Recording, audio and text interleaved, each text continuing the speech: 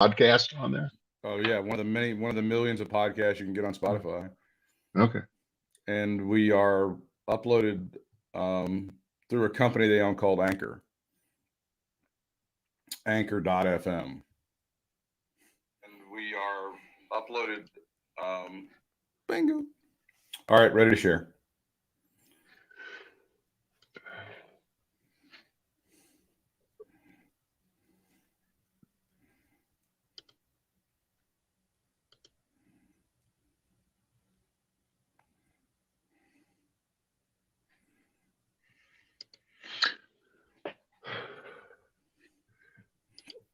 It looks like we're in business. Oh, and by the way, did we talk about the Fred McMurray thing on the podcast last week? Well, you were teasing it, but you were actually going to go back and verify to okay, see because if it was real. I've officially fact checked this. All Would you right. like? I will give you my. I would like your results. Sure. Okay. All right. Let's see. It is the Brad and Britt cast. It's our last one for the week, so we'll make this one a good one. We promise. No, we really do. We really promise. We want to begin with, and this is really down the road of major importance.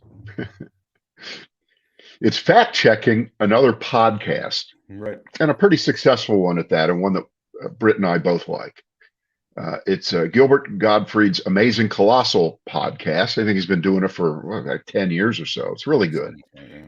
And whether you like Gilbert Gottfried or not, whether you like him in Aladdin or you think he's just a nobody or he's filthy or whatever, it doesn't matter.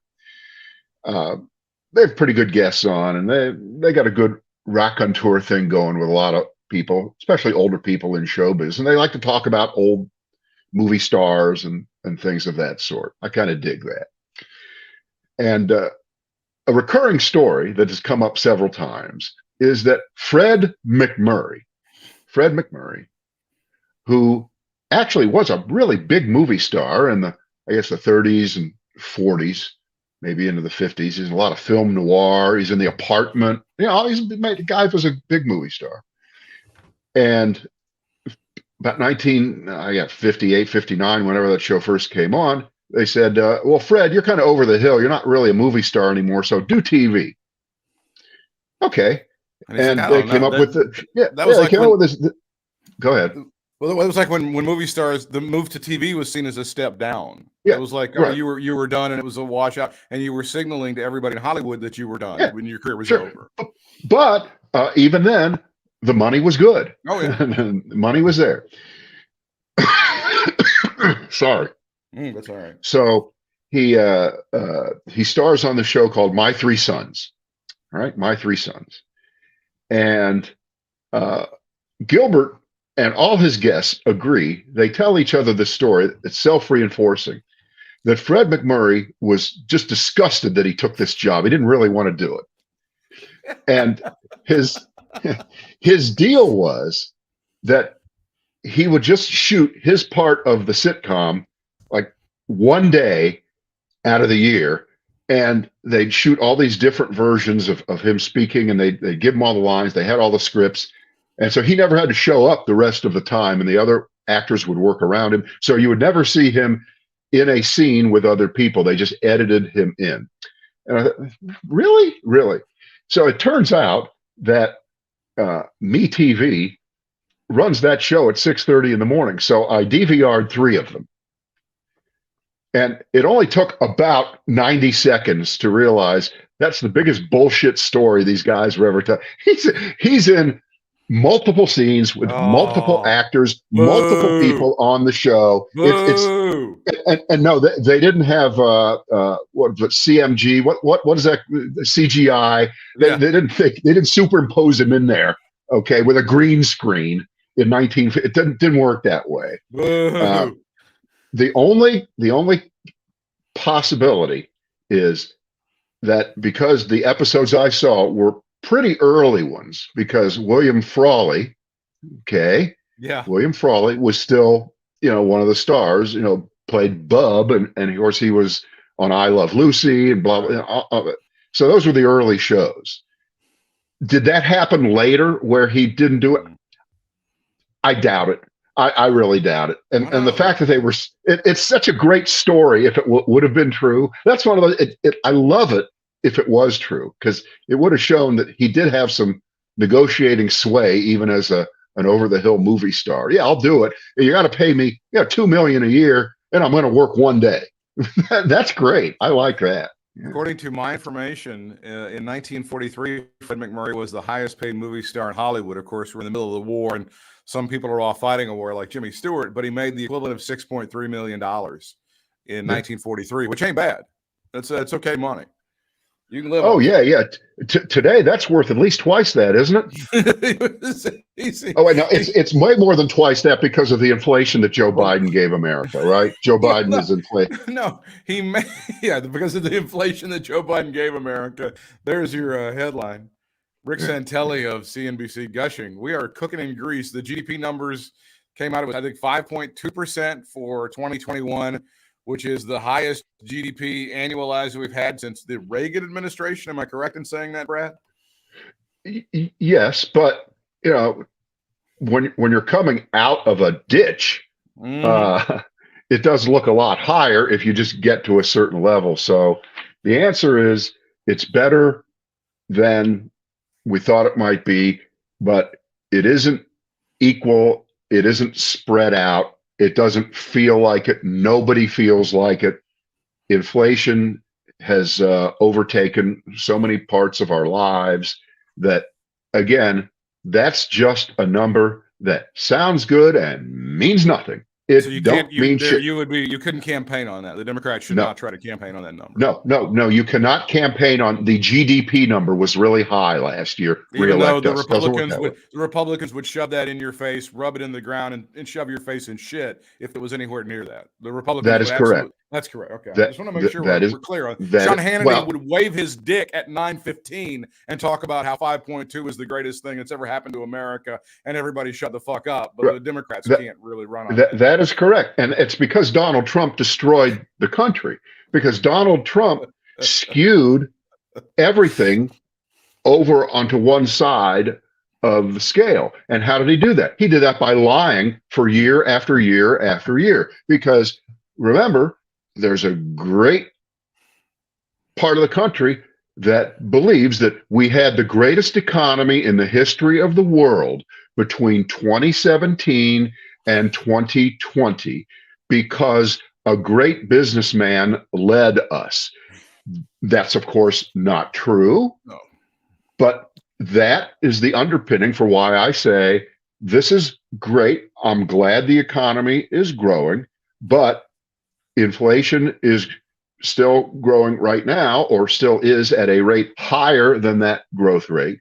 Mm-hmm. And that growth rate doesn't take into consideration with enough precision the things in people's lives every day that they have to buy, because the GDP growth could have been 5% last year, but fuck it, the price of bread is 30% higher and the price of gas is doubled. So to me, that's about 30% and 100% higher. So don't tell me about 5% growth. Growth in what? My dick? Okay, my dick is 5% bigger. Big deal. Nobody would notice. 5% of nothing is still nothing. Wait, hang on. I think I've talked myself into a corner there. Help me. So really, all the Republicans have to do is repeat the word inflation a million times, and they're going to pretty much gain a pretty big majority in the House and in the Senate.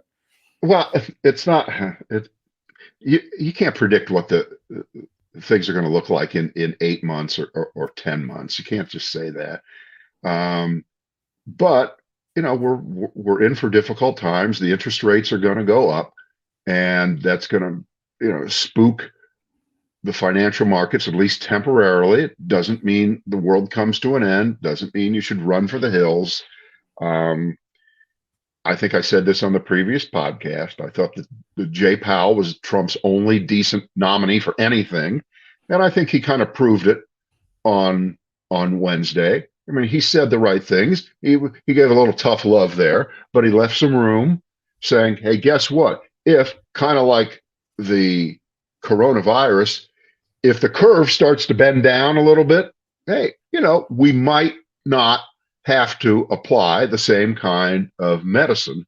But don't worry, no matter what happens, the Republicans will drag out the cure is worse than the disease, right? Oh boy. They'll talk about inflation all day long, and then they'll attack whatever happens in the monetary world with interest, and they'll say that's worse. And they're lying. They know they're lying because they're the ones that were claiming all this time that Jay Powell under Trump kept interest rates artificially low. So now he's not doing that quite as much, and that will prove he sucked and he lied. In other words, they're so disingenuous. They deal in bad faith on everything, and because of the broad stupidity of the American people, it very often gets bought. That being said, everything I'm saying right now could mean nothing in 6 or 8 months when you're in the heart of the fall campaign for 2022 into 2023. All right. But the remedy, as you talk about, is to intermittently kind of raise interest rates and just incrementally. And then you're saying that the Republicans it's not going to be incrementally. It's going to be fat. It's going to be fast and furious, more frequent and faster. Yes, it will. It looks like it's going to be. And that's what the Republicans are going to bitch about. The fact that they're going to say, of course, whatever. Don't worry, whatever happens, that's what the opposition party does. But they do it in such bad faith and by lying through their teeth, and having been on the other side of every issue that they now defend or attack, that I don't take them seriously. I only take the results of what they say seriously, and I hope things get better. It's very difficult if you're not part, and I guess as somebody who is heavily invested in the stock markets, I do pay close attention to that. But I also realize that that's not most Americans. Mm-hmm. It's a minority of Americans. I mean, the 70% or so of people for whom their lives are centered around having a job, getting paid, and being able to use that money fairly quickly to buy gasoline and send their kids to school and pay their rent. And by the way, I checked about whatever happened to the rent is too damn high guy. Now, what did happen to that guy? That was a political party. That was actually a political party, single issue, high, right? In the state of New York. And this guy, Jimmy McMillan, he was the rent is too high guy. He ran for mayor of New York City in 2005 and 2009, and he also ran for governor. And he got, you ready, 4,000 votes. He's still alive. He is still with us. He's 75. Why? And they're still kind of hanging out there. But aside from all those irrelevant facts, that's a great name for a party. Now, the rent is too damn high. It isn't just in New York City that the rent, it's everywhere. Everybody thinks the rent is too damn high, and now it's going higher. So it's just a little sidelight there. There's a picture of Jimmy McMillan. He said it had somewhat of a Dracula motif. It's kind of a cool look. It's great. And I've noticed there are a lot of people who are talking about, like, for example, the rent is too damn high party or the Bernie Sanders movement. They say that the populism that has gained a lot of traction, at least around the world, was economic populism like this. Meanwhile, the populism that has gained control here in the United States under Donald Trump seemed to be the racist and nativist kind, which was a little unusual. That I don't think you could be more accurate. Leave it to the United States, right, to take a fairly broad popular idea and turn it upside down and wreck it and use it for nefarious purposes. Yeah. I mean, I'm there. That being said, I just love means I hate. I mean, I just love the hand wringing over Joe Biden's prospective pick for the Supreme Court, no matter who it is, no matter which African-American woman it might be, whether it's one of the judges who are at the district court level, whether it's some high-ranking attorney from the NAACP. It could be, there are a lot of people. It'll probably be one of the judges. And they're, of course, fully qualified. But I just love the fact that, this is affirmative action at its worst. How could you do this? How could you liberals say that you always should just pick the best person regardless of race, as long as they have the qualifications? And so do conservatives. They say the same thing. You just be on your, and then here we go. You're picking this person solely because of their race and their sex. And okay, just stop it. Please stop it. Stop it. Joe Biden was getting smoked. He was never going to be the nominee. He goes to South Carolina, meets with Jim Clyburn, the kingmaker of South Carolina. Clyburn stands right behind him, physically right behind him. Yeah.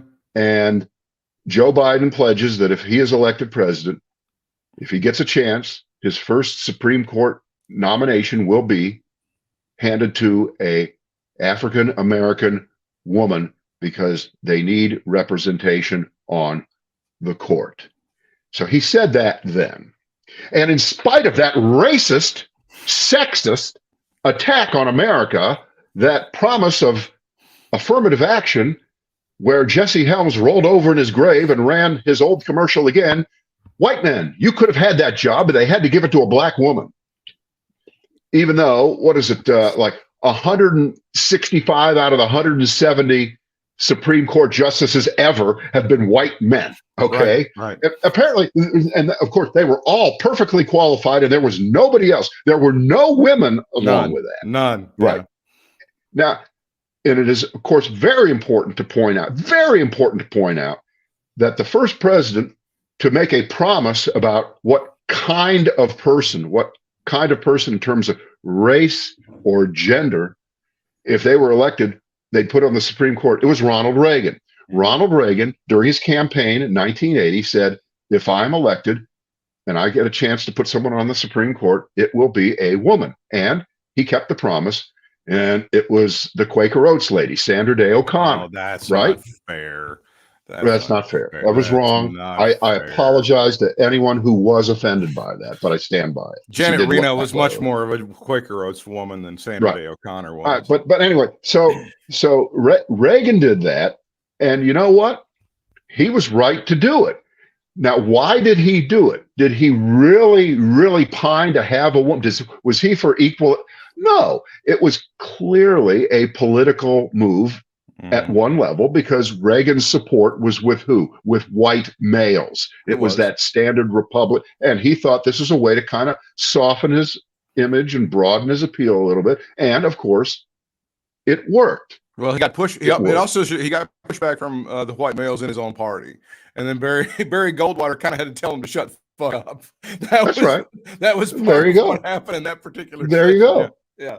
There you go. And this is just, it's such fake hand-wringing. How dare you say that after all this time, with the numbers that we just talked about, with only 5 people in the history of the Supreme Court who weren't white males you can almost name them instantly: Clarence Thomas and Thurgood Marshall, right? And then the 3 women. Amy Coney Barrett, Ruth Bader Ginsburg, and Sandra Day O'Connor, and Elena Kagan. That's 6, right? Sotomayor as well. And Sotomayor, 7. Now we can't. We got to stop at 7. There aren't any more. To say that after 250 years, just because someone has not been represented on the court, that's too bad. That maybe 50 years from now, we'll look into getting one of you black gals on the Supreme Court. But I think we can go another 50 and they'll be fine. I mean, I don't. And this is the other thing about what you just said about the outrage and the hand wringing and all this other shit, is that Trump would do something completely ridiculous. Talk about removing troops from this, that, or the other, and people, you shouldn't do that. That's dangerous. And then they would go, well, it's a campaign promise. The president didn't make a campaign promise, so he has to do it.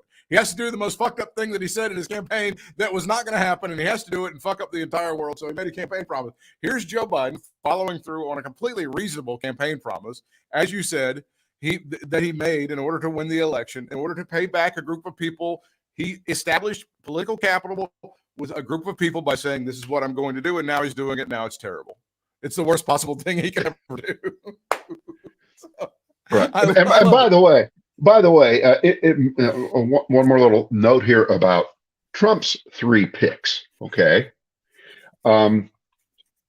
First of all, the chances that Donald Trump would have ever nominated a black woman to the Supreme Court, less than 0. Yeah. Just less than 0. Although, happen. You know what? Can I tell you something? It would have been a brilliant political sister soldier. Suck it up. This is good. There was no way that Donald Trump ever gained any new fans the whole time. Right? Very few converts to Trump.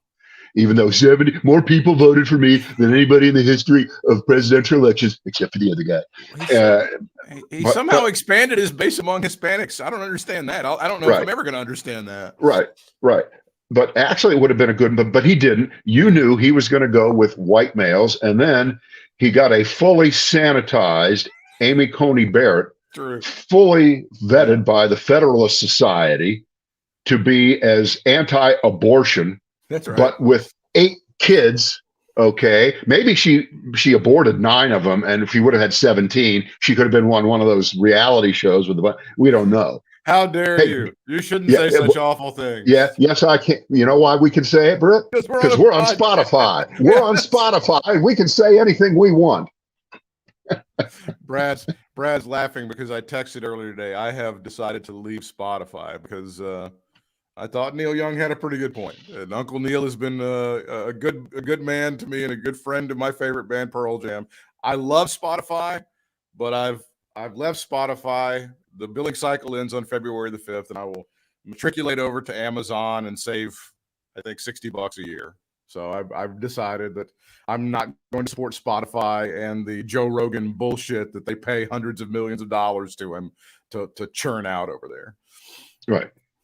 That's what I'm doing. The other day when Neil Young laid down the ultimatum, you knew they were going to, say, thanks, Neil, it's been great, and if you'd like to come back, you're welcome. Sure. They were never going to dump, Rogan's podcast because number one, he's such an important figure in America right now. You don't want to try to cancel him. And plus, I think they signed $100 million deal with him, and that's because he's that good. I'm not saying that he's not working. He is really that good. Yeah. And by the way, let me check this here. Here we go.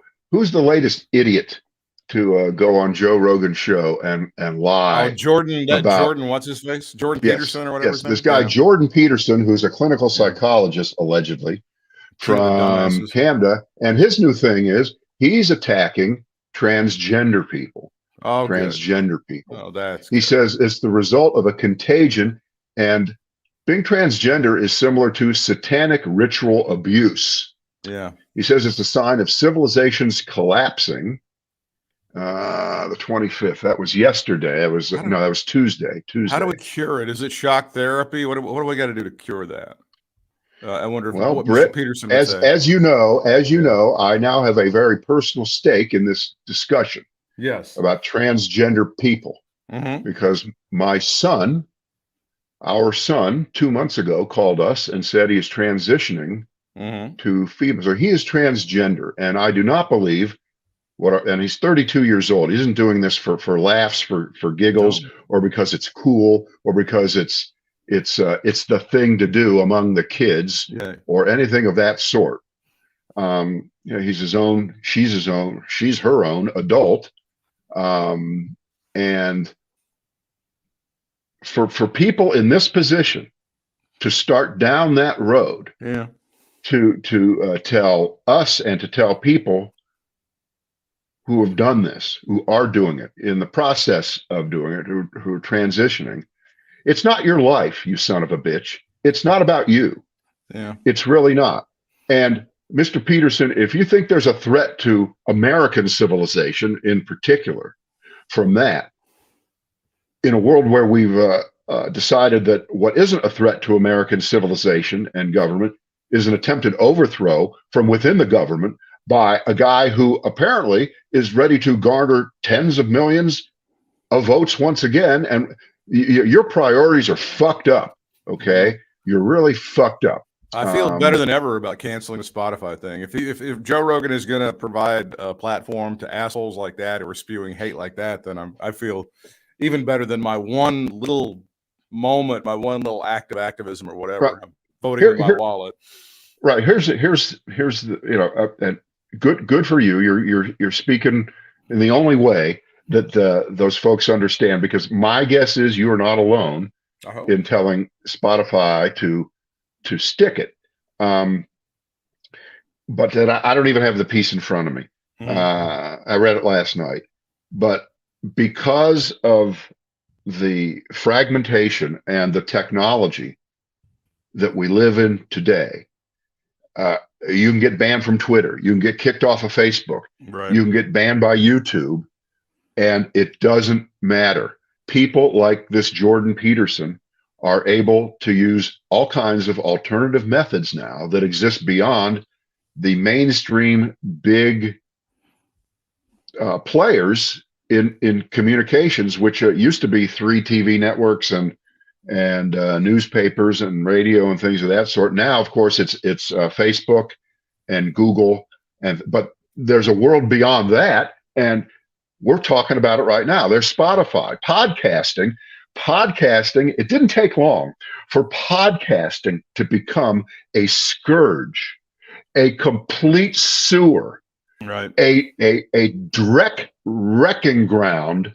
for bad ideas that can be promulgated and pushed with no editing. Nobody saying this is bad, we shouldn't. They're out there, and this is just a perfect example of it. And so if Mr. Peterson thinks that folks who make an individual choice about their sexuality, their gender identity, which very often comes out years and years, maybe decades after it first was running through their veins, and they knew that they would be scorned or banished or unable to work or kicked out of their families. If you think that that's the threat to America, you're completely upside down. Well, there's a thesis statement in all of Joe Rogan's stuff, is that things used to be better and now they're not good. It doesn't matter whether he's talking about comedians who are getting canceled. It doesn't matter whether he's talking about this stuff and he allows this guy to spew his hate. It is the aggrieved white male who cannot handle the idea that he's not the most important thing on earth anymore. It was also a thread, really, as I think about it, that kind of ran through the John Boy and Billy show for a number of years. They couldn't handle the idea that white males couldn't get away with murder. And back during the heyday of the John Boy and Billy's years, white males got away with a hell of a lot. They get away with a lot less now because people are onto their bullshit. And people like Joe Rogan can't handle the fact that society is changing, and they feel it was better at point X. Now, nobody knows when point X was. We don't know if it was 1981, 1961, 1951, but something terrible is happening to our society, and they try to go through all of these pseudo-scientific bullshit reasons for it, including this asshole. But he has pseudoscientists on there that talk about brain waves changing and changes in the diet and electromagnetic shit. I mean, these are white guys that have it all figured out, Brad, on the Joe Rogan show. They've got it all figured out. Well, the problem is there's an audience for that. There's an appetite for it. Obviously, it doesn't turn into a $100 million deal because Spotify is stupid. I get that. We have a deal that's considerably less, but close to $100 million. We just don't like to talk about it. We're going to get the money. We just don't know. We just don't know when the money's going to be there. It's not delivered to our account regularly like it is for Mr. Rogan. Yeah. One day the 9 figures are going to be there, but I just don't know when it's going to be. But yeah, there's a huge audience for it because there are a lot of aggrieved white males, and they feel like the reason that they're not rich or getting laid or whatever is because, oh my God, society has changed. We used to be in the catbird seat. And by the way, America was a much better country when we could just do what we wanted to and fuck whoever we wanted to. Hold the phone. In 1954, were all white males rich and doing well and getting laid all the time? Did I miss something? Well, where did that happen? Again, we've always said that they believe in a yesterday that never was. They've been told this. They've been told that and a tomorrow that will never be. That's correct. A yesterday that never was, and a tomorrow was, that will never be. This is Spotify. Yeah. All right, let's go through some of the. You want to talk about the new Jeopardy guy, the guy who beat what's her name on. By the way, a transgender person on Jeopardy. Did they bother to attack her on the Joe Rogan podcast with Jordan Peterson? I was not even aware that she was transgender, but she wore apparently a pin during Thanksgiving. She was amazing, by the way. As I watched it from time to time, and I was not a nightly watcher, I don't remember seeing her get a question wrong. I don't remember. She did make some mistake, but I'll tell you what. Here's what happened, and this was on Wednesday, yesterday, as we speak. It's about 7:40. Jeopardy runs where we live at 7:30 on our local affiliate here. So 7:30, and I did set the DVR a couple weeks ago to just pick up every show. And it's about 7:40, and I wait till about 7:45 so we can just zip through it and have no commercials. Okay, and right as I'm looking to set it up, Jane goes, "Oh, she lost." She's looking at her phone. Oh, come on! Spoiler she lost. alert. Come on! But wait. She lost, and I said, "Oh, okay. Well, now we know." And actually, this is kind of more interesting to be able to watch the show to see where the mistake was, and because she had the whole strategy figured out pretty well. She did really great at it, which she was starting with the higher number at the bottom of the board and going heavy on betting on Double Jeopardy. On Final Jeopardy, she was always so far ahead on Final Jeopardy. Right, but wait. There was one point. There was one point in the game where you knew. Of course, we knew she was going to lose. Well, how she was ahead like 25,000 to 6 or 7 the guy had, and the other person didn't have shit. Now, how could you lose? They were in the middle of Double Jeopardy almost. And she had like a 4-1 lead, 25,000 to 6,000. What happened? And this guy had 9 or 10,000. And he gets Double Jeopardy, and I said, he's going to bet it all. Okay. He has to. Because he's got to double it to have any chance. And he did, and he got it right. So suddenly now it's like 25,000 to 18 or 19,000. And not only do we have a game, we know he's going to win.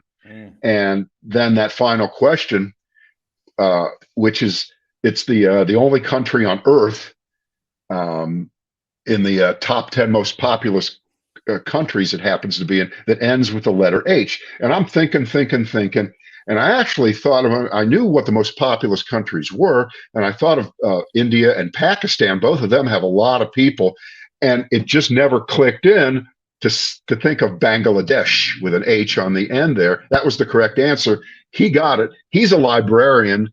She's not. Right. He knew it. He won, and that's the way it goes. And then it was she threw a shit fit. She tipped over. She tipped over the little stand there behind. Now they had to tape it over again, so you didn't see that. Well, these things I know. I thought when she choked Ken Jennings into unconsciousness, I thought that was a little far. Yeah, I mean, I did read it. She absolutely believes that Jennings should get the gig permanently. How do you not? And I agree. First of all, just objectively, he's really good. Of course. And Amy Schneider, or maybe the new guy, I think he said, look, not only is Ken Jennings good at it, but he's got credibility. Yeah, he does. It took Trebek forever to have the real credibility that you knew Trebek had. The last 20 years. It didn't happen overnight. Ken Jennings already has it because he knows the game. It would be as if, and I'll just pick a name to piss you off, it would be as if Michael Jordan was actually a good basketball coach, a really great one, and you couldn't question his credentials, but he's not. In fact, the best players in basketball usually aren't the best coaches, right? I can't even think of a great player you know what? Who was a good coach and didn't get any credit for? Larry Bird was a good coach. Bill Russell. I thought Bill Russell was a good coach there for a couple. He didn't do it very long. And of course, as you know, they gave it to him because you wanted that job. But they had to give Tommy it to him. Tommy Heinsohn wasn't ready for it in the world of the Celtics in 1966, so they gave it to Russell. That guy for the Lakers. I mean, the guy for the Golden State Warriors. That Steve Kerr. He's all right. He's done okay, but he was he wasn't a great player. He was a good player, but he's a great coach. I think most people say. All right, I got two more. I got two. Now, I know when Jeopardy James lost, that guy from Vegas, the gambler guy, I thought that was the most exciting Jeopardy game I'd ever seen. I hate to geek out on that, but I thought that was a really, really, really good game. Very exciting. I didn't see it, so it doesn't matter. Okay, next subject. Two choices here. RFK Jr. was so right, we need to admit it, or Burns Steakhouse in Tampa. Oh, that's interesting. Let's do the RFK Jr. story first, because that one has seen some matriculation over the past 4 or 5 days. Yeah. All right. As you know, over the weekend, I think you know, that at that ridiculous anti-vax freedom rally in Washington, Robert F. Kennedy Jr., here he is, the voice like this. I don't know what that disease is that he has, but it's impossible to listen to him. Okay. I hate to be, prejudiced there, but he's just impossible to listen to. But let's go to the content. He made the great analogy, and we're into painful analogies, aren't we? We're into always. That's us. But this was beyond painful. He made the case that it was actually easier to be in Nazi Germany as a Jew because you could at least hide out, as opposed to being forced in the United States to get vaccinated by a government that, in effect, is kind of a gigantic Dr. Mengele. All right, so he says that, and naturally, he's just nuts. He's just it's so off the wall. And a couple days later, I think on Tuesday, he put out a fake apology. Okay, he did the "if anyone was offended" style apology. His wife, Cheryl Hines, who in another life was married to Larry David on Curb Your Enthusiasm as an actress. She's married to Robert F. Kennedy Jr. She married him about 10 years ago, which God knows what that's all about. But she went nuts. She attacked him. She said, "You do not represent me. You're full of..." Now, see, that's divorce level stupidity, don't you think? I think get out. How can you live with somebody like that? It's a little more nuanced. She goes, Robert and I are married. We have disagreements on various things. I do not agree with him on this, and we have discussed it. And then somebody came back, and then she said, "Well, yeah, I would say that would be not a great thing to do, to compare shit to Nazi Germany." And Anne Frank, I would say that would. Anne Frank had it. And by the way, she hit out, and it really worked out well for Anne Frank, didn't it? Okay.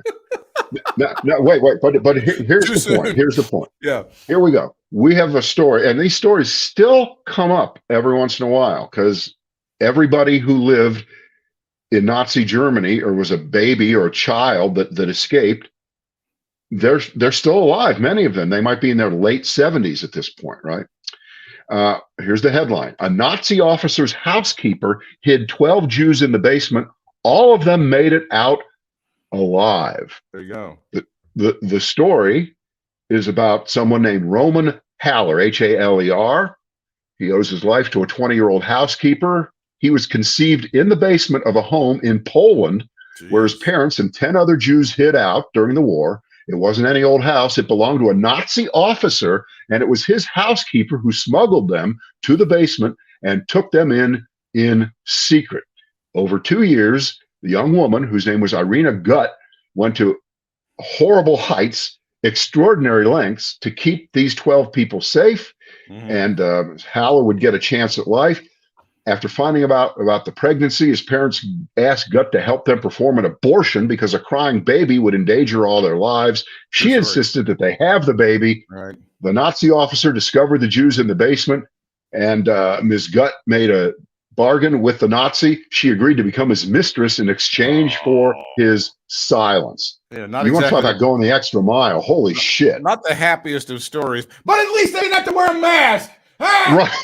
That's the point. That's exactly the point. And anything is better than wearing a mask, including this, of course, right? Sure, this was good.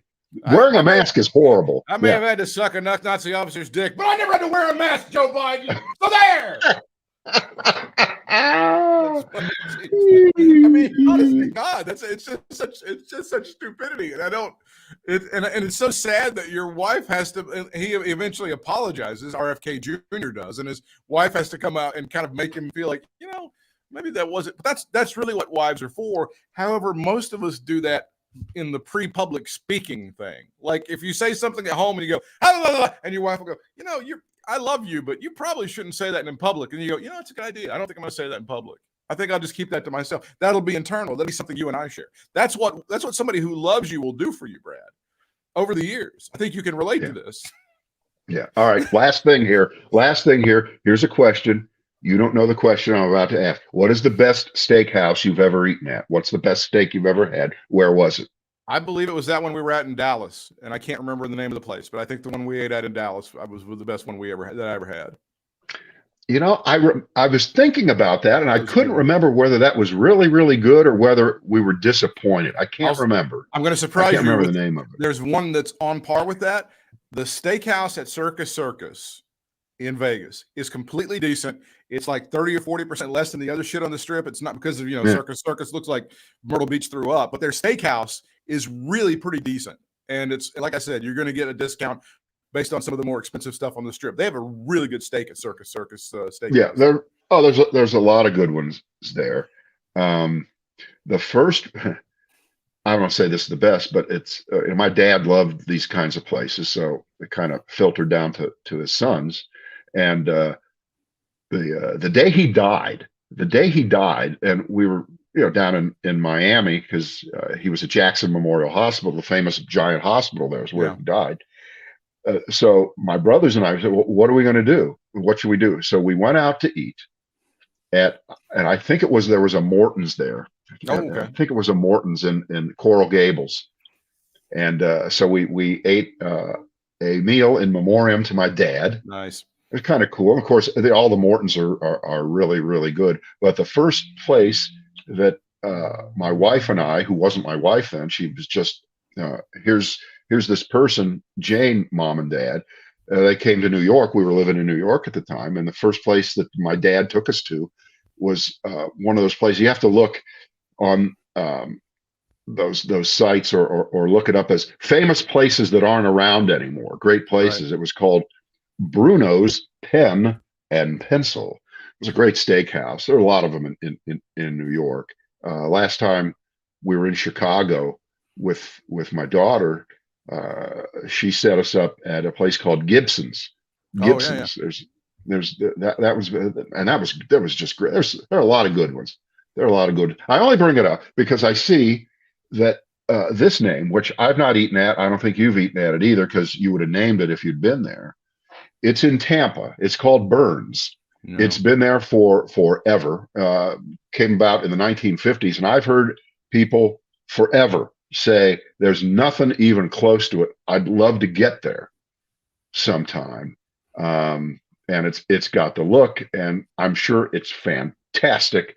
I just wanted to talk about steak places. There's